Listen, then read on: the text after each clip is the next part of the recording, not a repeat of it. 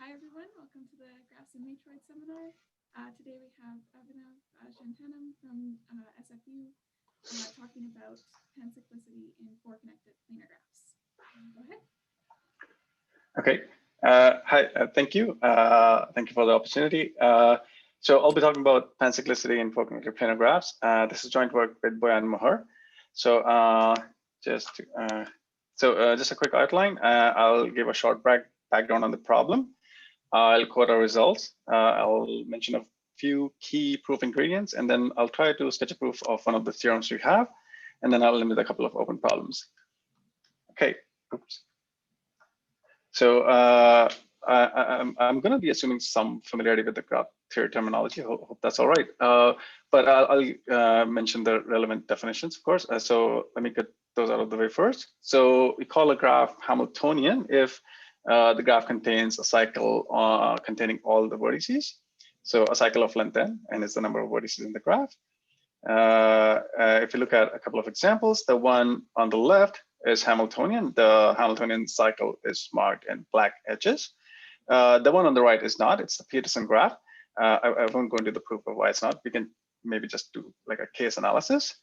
And then we call a graph pancyclic if it contains all possible cycle lengths. So basically a cycle of length 3 all the way up to a cycle containing all the vertices. Again, examples. So on the left, we have a wheel graph on 2n vertices, counting the hub vertex as well. So if you take like pies of the graph, contiguous pies, you'll be able to find all possible cycle lengths. And on the right, we have a complete balanced bipartite graph on the same number of vertices, which leaves out half the length.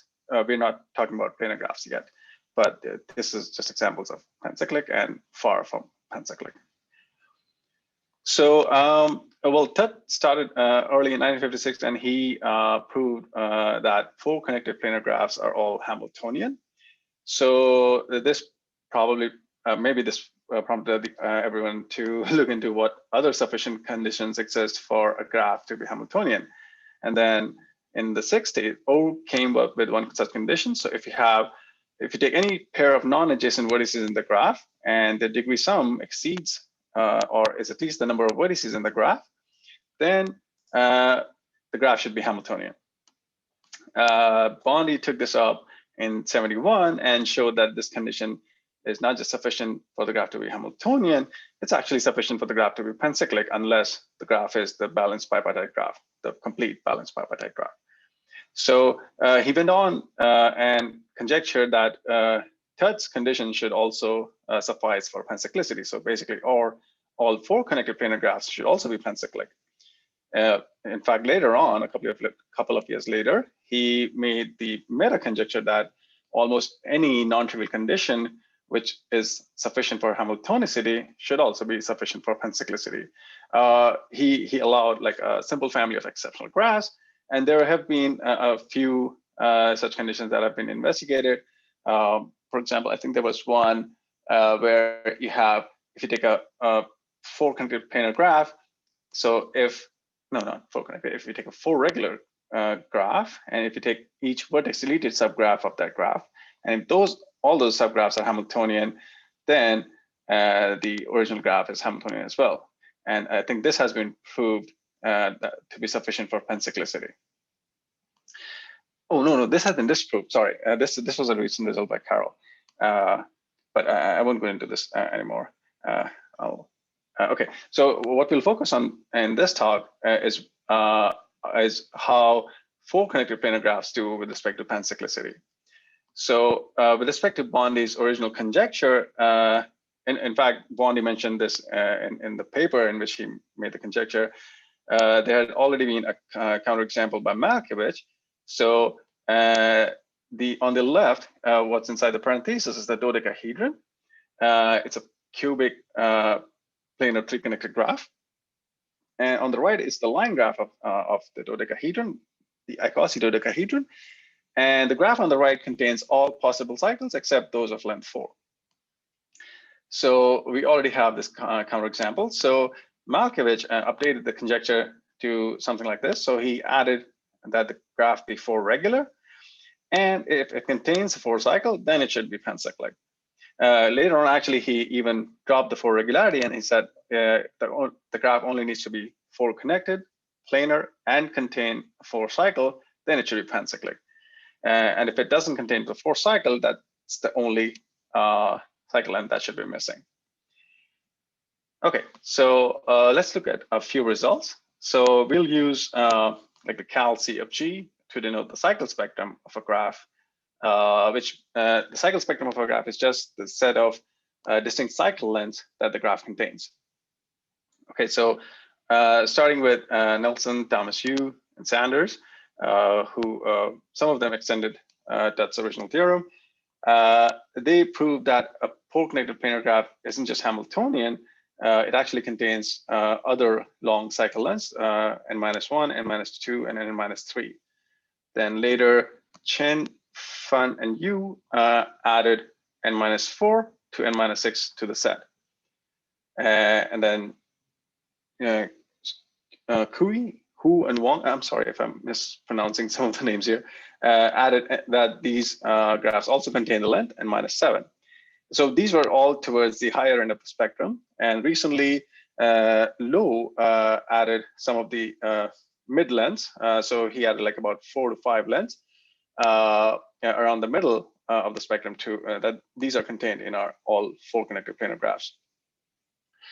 On the other hand, there have been some other results. So I'll mention only a couple. So this is one by Mohans, Fender, Rottenbach, Region, and West. So they show that if the average degree in the graph is at least 3, then the cycle spectrum has size at least that quantity on the right-hand side of the inequality.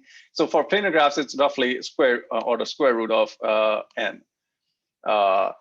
And then recently, the team of Buchig, Gish-Poliner, and Sudakov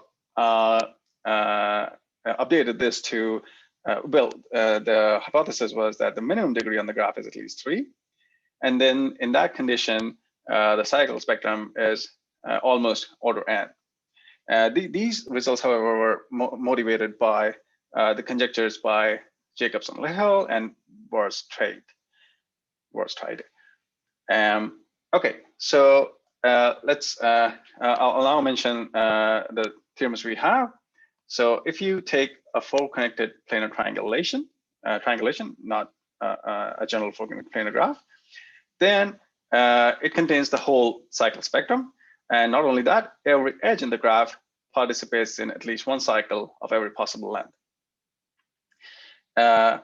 And then if you take any general 4-connected planar graph, then you can show that every edge participates in a fraction of the cycle spectrum, and that fraction is at least 5/12, and it can be at most 2/3. And then we also have a conjecture to offer that this fraction should be tied in 2/3. So basically, you should be able to do every edge in at least 2/3 of the cycle spectrum. Okay, any questions so far? Okay, then now let's move on to some of the proof ingredients. So you might have already guessed this one. So we'll talk about paths briefly. So let me mention a key definition here. So if you have a graph G, it's the same graph in both the pictures, then these are components of the graph, the components of G minus H, sorry. So if you take a subgraph H of the graph and you delete all the vertices in that subgraph, then the connected components that are left behind are components. But if you take those components along with the edges that connect it to the subgraph that was deleted or that was being considered, the H, along with these vertices which connected to the component to H, which are also called vertices of attachment, then these components get upgraded to being called bridges. So I just wanted to make the distinction. Okay, so what the theorem that actually proved, which yields the Hamiltonicity of 4 connected plane graphs as a corollary, was this. So if you have a 2 connected plane graph, and you have a cycle C bounding its infinite phase, like as shown. And then you have two vertices U and V on this outermost cycle and an edge on the cycle. Then you can find a path. He almost surely didn't call it a tut path, but it's a path. So basically, we'll say UVE tut path, which means it's a path connecting U and V, and it passes through the edge E. So it's a path with some special properties, and these properties are that the bridges of this path have at most 3 vertices of attachment each. Now, some of these bridges may have only 2, and especially those which contain an edge from the cycle C are bound to have at most 2 vertices of attachment. So also, there may be bridges that are just single edges, like the dotted ones in green. These are called trivial bridges. Any bridge that contains at least 1 vertex will be a non-trivial bridge. Okay, so later on, Thomason updated, extended or generalized, but strengthened this theorem. So he removed the restriction on one of the vertices to be on the outermost cycle. And then later on, Sanders updated that none of the 2 vertices have to be on the outer cycle. It's just the edge that has to be on the outer cycle. And then you can still find that UVE tut path. Okay. So so the next ingredient is Hamiltonian parts, but what I'm going to mention now is already implied by the theorems I mentioned regarding tut paths just now. But this is a version that was given by Chiba and Nishizaki around 84 when they were trying to show that the Hamiltonian problem is linear time solvable for planar graphs. So what they showed was that, so they basically dropped the connectivity requirement to 2, but then they imposed some conditions on the kind of 2 and 3 separations that were allowed. So the statement says that if you have a 2-connected plane graph, C is the cycle bounding the infinite phase, and then you take 2 vertices on the cycle and an edge that is not the edge connecting U and V. And then if you have some conditions about the 2 and 3 separations, then you have the UVE Hamiltonian path. So what are these conditions? So basically, for the 2 separations, the first condition is that if you take out the cut vertices of the 2 separation, then any component left behind should contain at least 1 vertex from the outermost cycle. And the other condition is that the 2 cut vertices should not both lie on the 3 paths identified by U, V, and E. So the 3 paths are the paths. So in this graph, for example, the vertices U, V have E. In between them, if you go clockwise along the outermost cycle. So in this configuration, one of the paths is from U to A, the end of E closer to U, and then the second path is the path from B to V, and the third path is the path from V to U. So the second condition says that you should not have both of those cut vertices in the same path. So let me mention a few examples of the bad 2 separations. So for example, these 2 are bad 2 separations because like these cut off a component of the graph that, I meant to annotate. Oh no. Okay, so this is a component of the graph that wouldn't contain a vertex from the outermost cycle, and then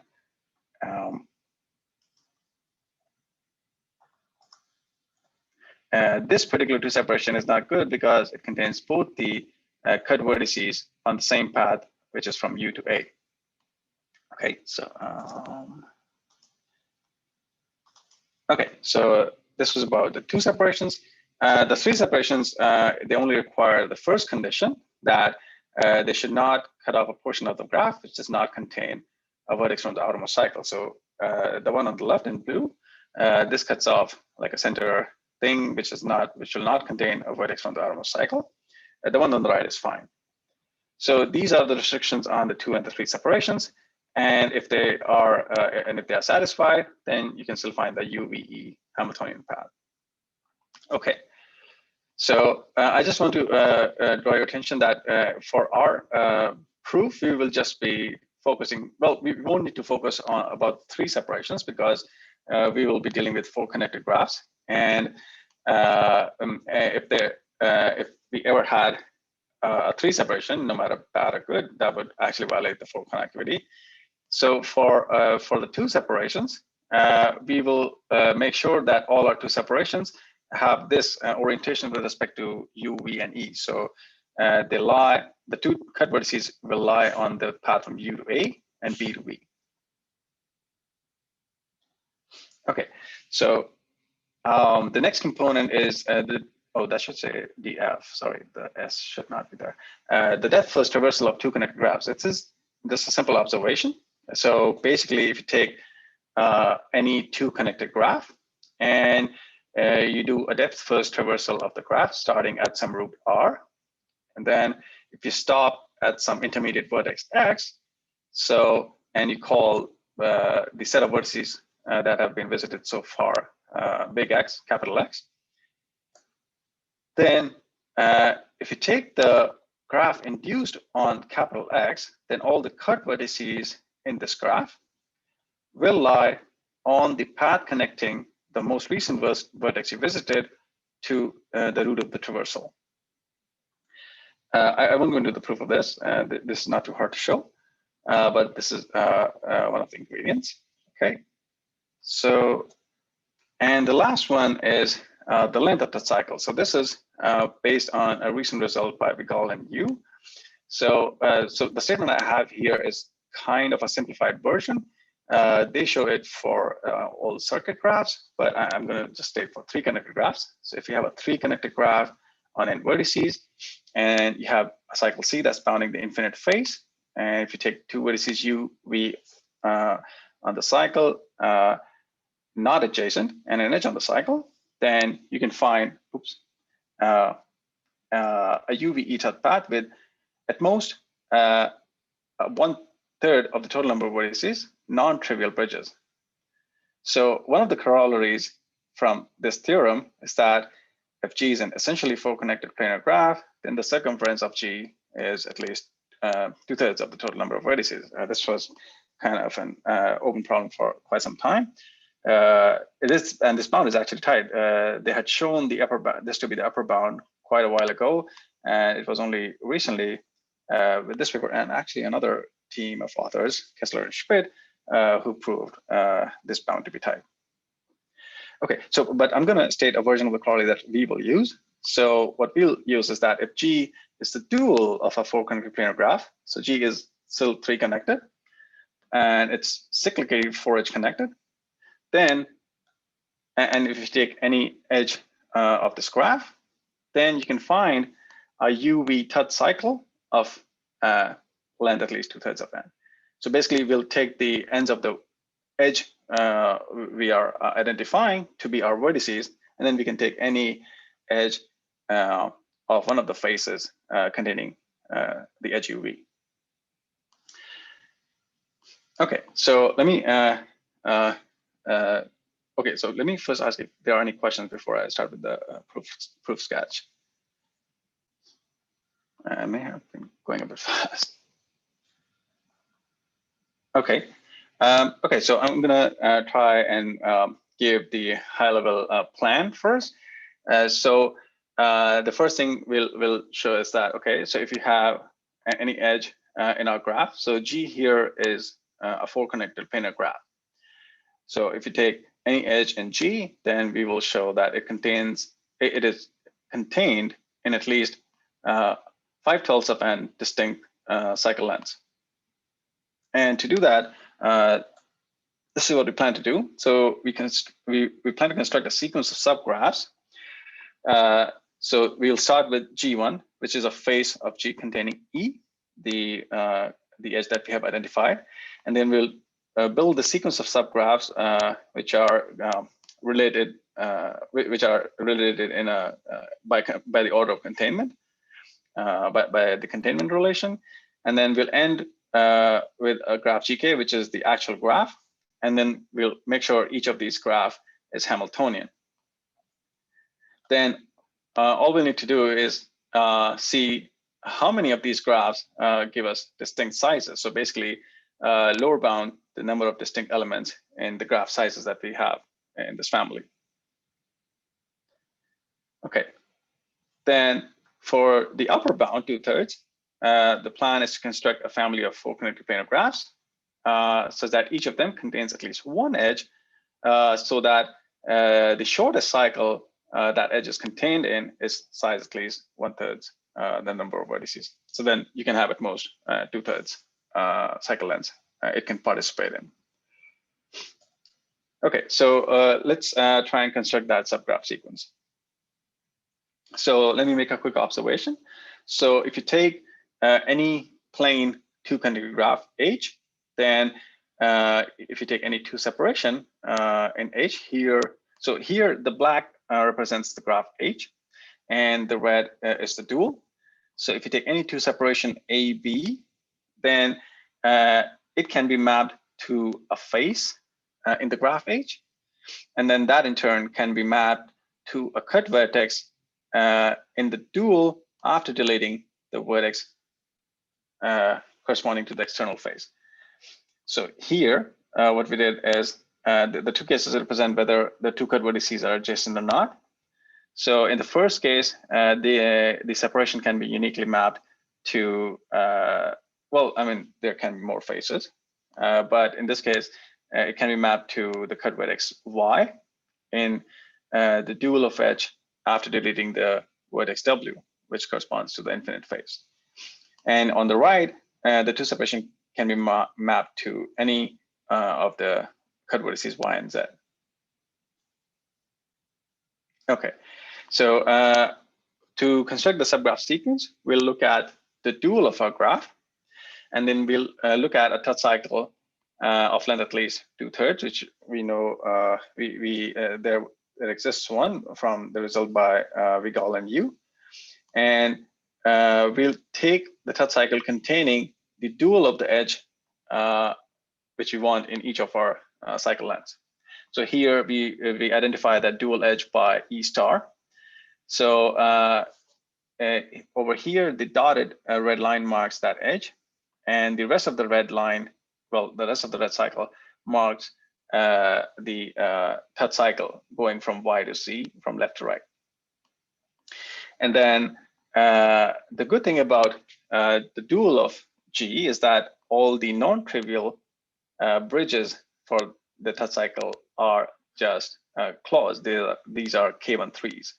So they only contain, well, the components only contain 1 vertex each, and then you have those 3 vertices of attachment. And the green represent the trivial bridges, which are just single edges. So, so we have this touch cycle along with the third bridges, both non-trivial and trivial. And then we'll do a depth-first traversal of our dual. So we'll start with the vertex Y on the left, and then we'll try and go all the way to the right. Now, the vertices of the touch cycle will be visited in order from left to right. And the vertices of the bridges will be visited immediately after their last vertex of attachment has been visited. So, for example, this guy, let me change colors. So this guy will be visited right after this guy has been visited. So this is the way we will be doing a depth first traversal. Okay. And then at any point, so if xi is the vertex from the touch cycle that has been visited, the last vertex from the touch cycle that has been visited so far, the edge connecting it to its immediate successor in the touch cycle we'll identify by EI star. Okay. Okay, so now if you take F1 all the way up to Fk to be the faces of G dual to the vertices x1 up to xk, and these are the vertices in the depth first traversal order. then the graphs are built as follows. So for I from 1 to k, you just take basically just take all the edges and vertices for the faces dual to the vertices that we've visited so far. So if we have visited x1, we take just the face for face dual to x1. Then for x2, we add on whatever edges and vertices we don't already have for f1, f2, and then so on. So the properties that these subgraphs will have are as follows. Now, each of these graphs will be two connected. The infinite face for each graph will be the only face in that graph which is not also a face of G. So I will elaborate on these properties in the picture soon. So this actually this second property makes sure, so it's kind of a collection of the faces in an induced way. So if there was a 3 separation in any subgraph so far, then it would be a 3 separation in the original graph. So this is where we get rid of the bad 3 cuts. Well, we get rid of actually all 3 cuts, but we get rid of the bad 3 cuts. Yeah, and then all the 2 cuts will be favorably positioned with respect to U, V, and EI. So now UV is the edge E that we want to be in all our cycles, and then EI is the dual of the last edge that I showed in the previous picture. So this the dual to this edge. So that will be EI.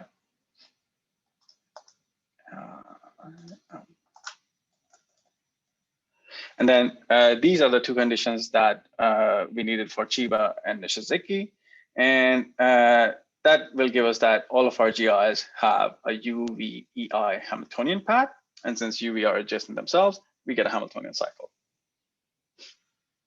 Okay, so let's look at the picture. So this is the same graph, only this time we have traversed up to the point of this vertex, xi. So let's look at what the original graph looks like, the primal, if I may say that. So here we started with the first phase, which was this guy, corresponding to x1. And then we kept on. So for example, for the next vertex, maybe we added this ear sort of thing, right? So as we build these graphs, it's kind of an ear decomposition in the reverse, right? So that tells us that all of these graphs are 2 connected. So that gives us the first property. Now for the second property, note that at any instant, what we're leaving behind, oh, this should be actually this, sorry. This should be this. At any instant, whatever we are leaving behind, whatever has not been traversed, will form a single component. So that tells us that in the primal, whatever graph we have built so far, it's only the infinite phase that is not a phase of the entire graph yet. It will be a phase of the entire graph for the last 2 graphs, I think. But before that, that's the only phase that doesn't match. So basically, every internal phase is also a phase of G. So this makes sure that if we find, for example, a 3 separation in the graph so far, this is a 3 separation also in the original graph, or maybe even here somewhere. Okay, so let me erase this part. Okay, so this is the second property. So this is ensured by the fact that as we do the depth first traversal, whatever we leave behind is always a single component. Incidentally, if you contract that component, that would be the dual vertex corresponding to the outer infinite phase of the graph we have built so far. Okay, so okay, so now about the 2 separations. Now let's take a, so I've identified the positions of U, V, and EI in pink. And now the green identifies the two separation in the graph we have well built so far. Now, this two separation can be mapped to any of the two cut vertices. So these two, sorry, these two are cut vertices in the graph induced on the vertices that we have traversed so far. So this two separation can be mapped to these two. And this is where we use the observation about the depth first traversal. So basically, any cut vertex. So, and then since this is a root right here, it's dual to the face, one of the faces containing the edge UV. Any of our two separations will look like this. So something like this, maybe even like this. So this is remember, this is the favorable position that I pointed out. So this, all our two separations are going to be aligned in this way with respect to U, V, and E. So this is the second condition required by Chiba and Nishizaki. So that's satisfied too, which gives us the last condition that all of these graphs are going to be Hamiltonian and have a Hamiltonian cycle containing the edge UV. Actually, I should add that. Okay. Any questions so far? So this is how we build the subgraph sequence. Now the second part was to count how many distinct sizes we get in our subgraph family. Okay, so the question that we really need to ask is like, when do we actually pick up new vertices as we build this subsequence? So when we are traversing this, consider when we add the last vertex, and we traverse the last vertex xi, that is when we are adding the phase corresponding to this vertex. So that would be this phase. And then in this phase, we do add this new vertex vi, right?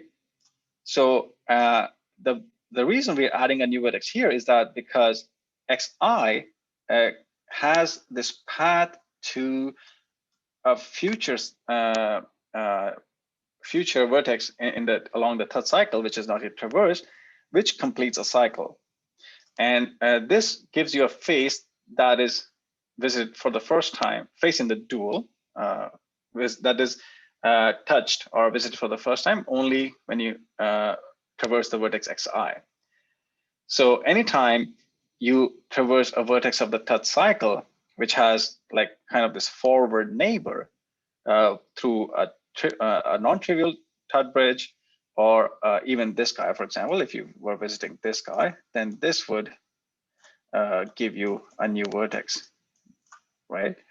So any vertex which has a forward neighbor will give you a new vertex. On the other hand,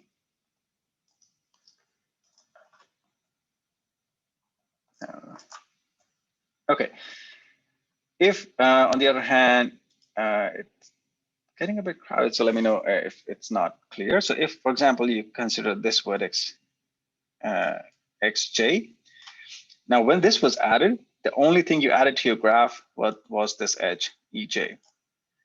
Why? Because this edge was added already when this guy was visited, and that was after this guy.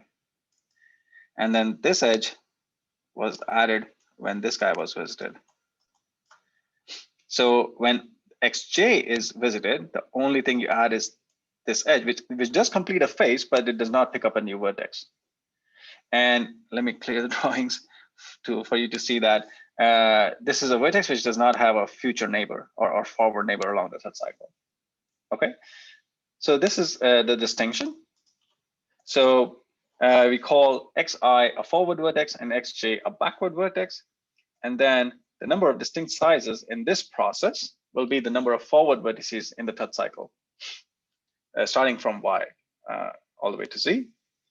Now, I should mention that none of the vertices in the non-trivial third bridges will contribute to a new size, because by the time they are traversed, all of their, so if I'm traversing this, all of its edges have been traversed, and then it's like the face corresponding to these has already been added.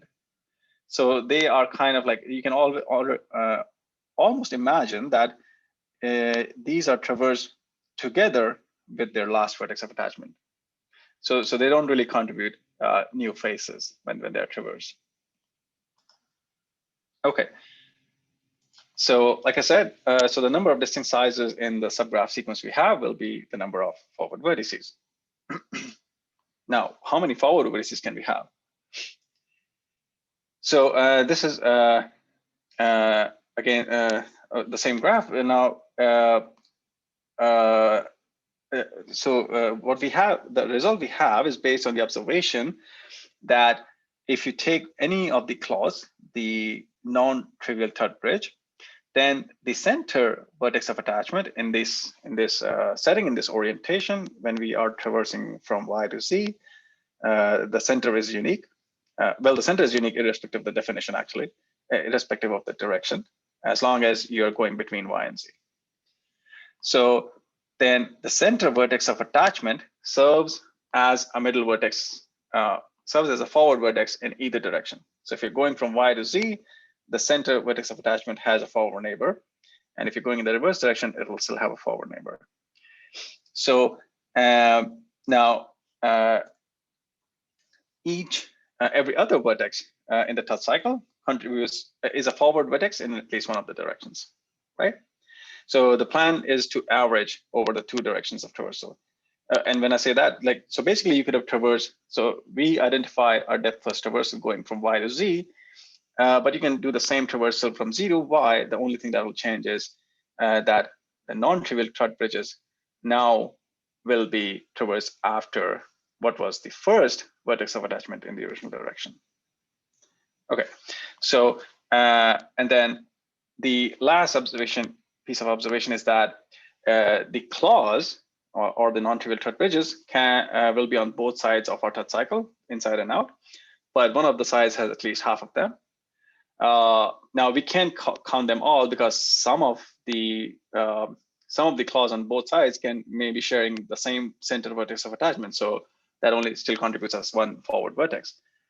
So what we'll do is we'll take X to be the number of claws or the non-trivial third bridges, and then the number of forward vertices up to reversing directions is half of the remaining vertices in the touch cycle. That's this number, and then we add back the guaranteed forward vertices. That's the at least that many on at least one side of the cycle, and then this is just well, the second equality is just replacing T by n star minus X. So n star is the number of vertices in the dual, and then the next one is just a simplification. And here, the next inequality is something we get from the Vigal and U result, which tells us that the number of non-trivial third bridges is at most 1/3 of the number of vertices in the dual. And then the last inequality is from the very fact that G was four-connected planar. So the number of faces in G, or the number of vertices in the dual, is at least n plus 2. So that's our result. Now, any questions so far? So this was the first half of the, well, this is actually the bulk of the proof, but first half of the theorem, where we said that each edge is in at least 5/12 of the cycle spectrum. Now we'll move on to where we show it's in at most, well, this can be at most 2/3. So we have this counterexample family of graphs. So this is a graph on 3k plus 3 vertices. It is four connected, planar. It's a plane drawing already. And then if we look at, I still have the drawings. Okay, so now if we look at this edge E, the two faces containing E, they are cycles of length at least k plus 2. So that means E can be in at most 2k plus 2 distinct cycle lengths, and that's 2/3 of the total number of vertices. So that's our counterexample family.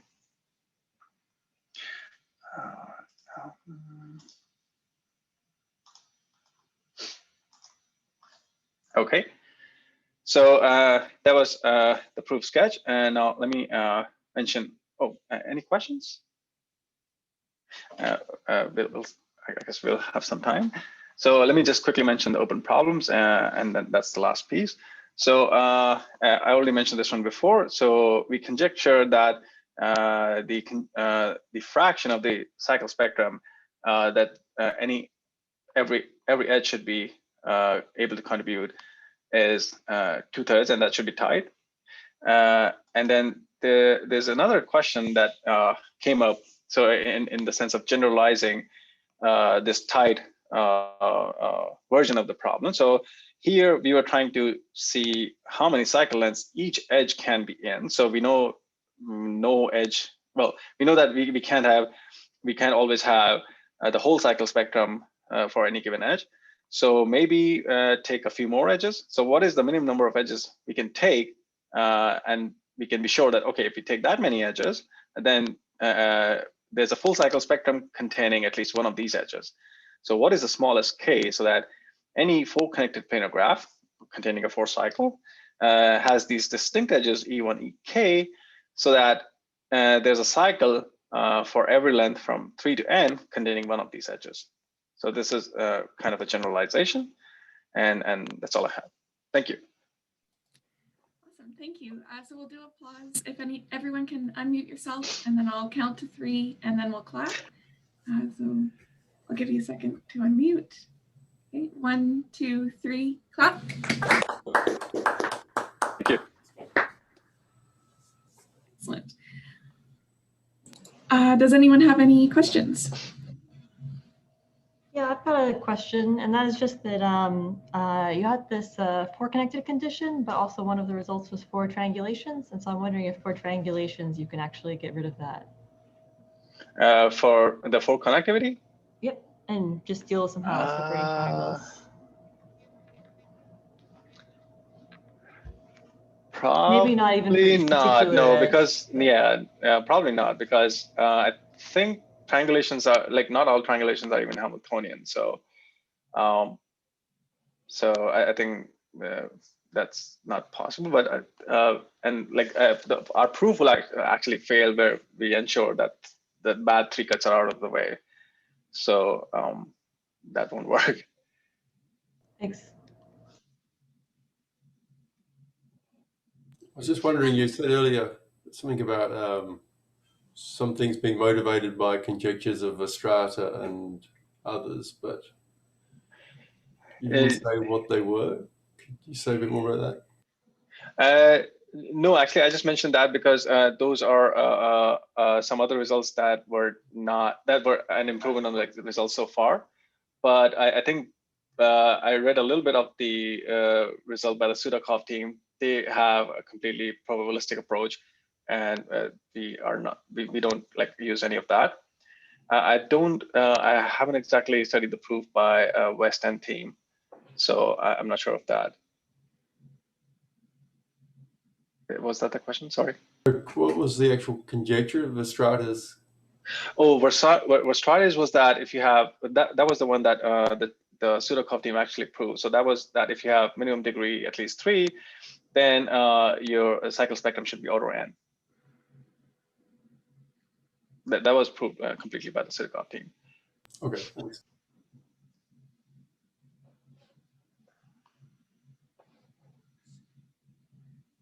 Does anyone else have any other questions? I have a question. Hi, Abhinav. Okay. Hey. So if you take a pair of edges, do you think you could show that there are many different cycle lengths for cycles that contain both edges in that pair? Or is that that probably false? That'd be hard, unless they are probably edges in the same phase. That'd be probably hard to show that they contain too many lengths. but we honestly we haven't looked into that. Could I'm you just plug talking it? from point of view of my from our proof right now. Yeah. Okay, thanks. Okay. Excellent. Thanks, Abhinav. I'll Thank end you. the recording and then we can have some informal discussion.